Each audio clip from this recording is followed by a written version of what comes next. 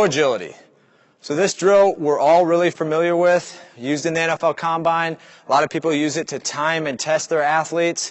I just want to go over a lot of the basic steps and what this drill is actually about. Right? We're working lateral speed and acceleration and deceleration, but really what we're looking in this drill, in what scouts are looking at, is mobility in hips, knees, and ankles. Can you bend? Can you stay balanced without using your other hand? Do you understand steps? Do you understand acceleration and deceleration? And if you can bend, you can show me that you're powerful. So a lot of people get caught up in how fast they can do it. They don't focus on simple things like touching lines, putting their hands down all over the place, turning, being out of control. I want to see you move. I want to see you be smooth. That's what I'm looking at. And then with that, I know if you can move correctly, you're going to move efficiently and you're going to be explosive. So as we go back to this, right, it's 5, 10, you're at 5. So we're working 5 yards that way, 5 yards that way, just measuring out 30 yards. All you need is that space. You don't even need space to finish, really, because you're going to run through the center cone. So going over it again, right, we're going to start in the middle. We'll go one way, 5 yards, touch the line, sprint 10 yards, and come back through the 5. So it's that 5, 10, 5. On this, you got to be prepared to go both ways. I'm just going to show you one way and kind of talk about some of the tips and cheats throughout this drill. So when I talk about the mobility, we're talking about these cuts down here. I'm going to put my hand down to show you the position we need to be in, understanding I'm not going to put my hand down in the drill. I want my weight leaning this way, ready to accelerate, and having a pivot foot, my inside foot, ready to go. So I want my weight leaning this way, and I want to be touching that line. This is the mobility I'm looking for to understand that if this arm isn't on the ground, wow, look how much mobility I have, and then out of there, if I can bend that much, I bet I'm pretty explosive.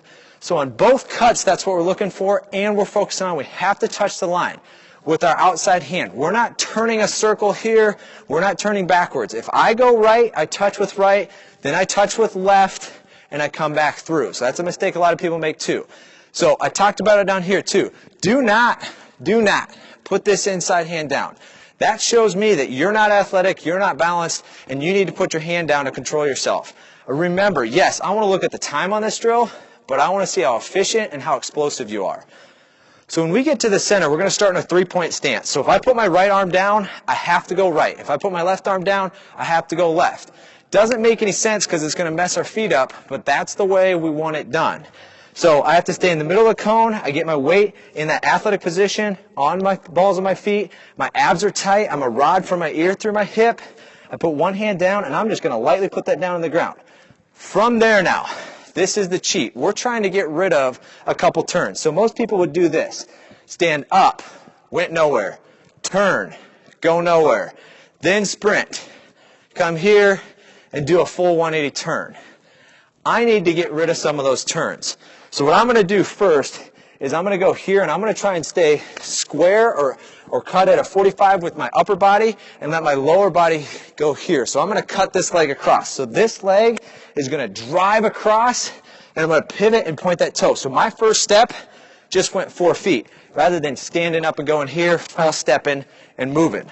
So now as I go, I push off this outside leg, rip, trying to stay over here at about 45, step, and what you have to understand about the Pro Agility is the more you do it, the better you're going to get at it. That's why it's dumb. It's counting steps. I'm a 6-6-3 guy. Some people can be a 4-5-3 person. Less steps you take, the faster you're going to be. The more false steps you take, the slower you're going to be. So as we do this, remember, we're going in an acceleration phase. So we're going to be at this angle, not standing up. So I'm going to go here, I cross, step.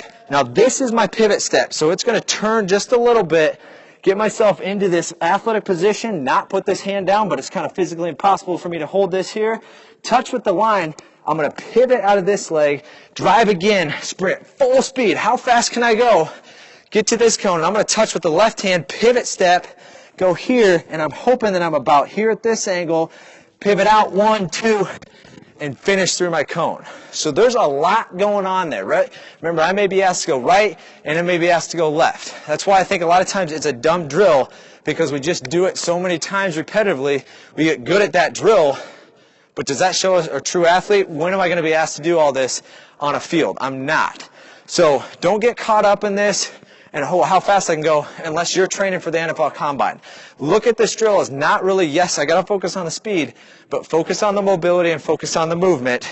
And as I go about 50% through this, I work the cross step, boom, pivot, touch, full speed here, pivot, hit, and come through and finish to the cone. So showed you an example at the beginning of the video, kind of full speed, getting a little bit slower in my old age, but that's what I want to focus on. Mobility, power, movement, and good athleticism before I focus on getting really sloppy and just focusing on the speed.